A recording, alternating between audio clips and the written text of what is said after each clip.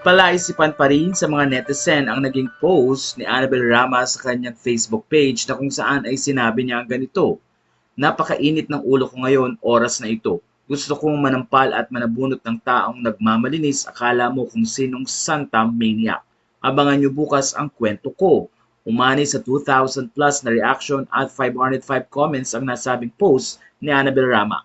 Kaya naman maraming netizen na nagsabing sana daw ay i-reveal ni Annabel Rama ang taong nagpapainit ng ulo niya. Hindi naman maiwasan ng mga netizen na mag-isip kung daw ito ay patungkol kay Sara Labati or sa nanay ni Sara. Dahil hanggang ngayon naman ay tahimik ang pamilya ni Sara Labati pagdating sa mga isyong nangyari noon. Ayon sa mga fans, payo nila kay Annabel Rama na dahil maiksi lang ang buhay, sana daw ay iwasan na nito ang pagiging magagalitin at laging tila may inaaway. Ayon sa mga fans, ganito talaga ang ugali ni Annabel Rama at very expressive nga siya sa kanyang nararamdaman at kilala nga siya ng mga tao na talagang very vocal sa mga posting sa social media.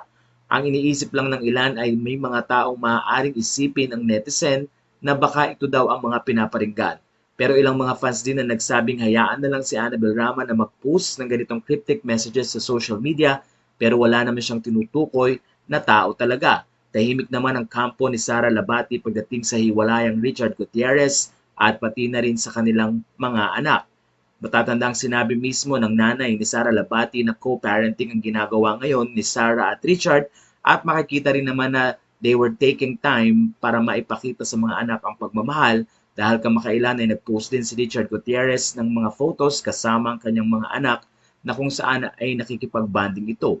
Makikita rin daw na iba ang glow ngayon ni Sara Labati ngayong single parent na siya at nagagawa nga ang mga bagay na hindi niya nagawa ng maraming panahon. Nananatili namang tahimik at walang sinasabing kahit anong negatibo si Sara Labati tungkol sa kanyang mother-in-law at pati na rin sa pamilya ni Richard Gutierrez.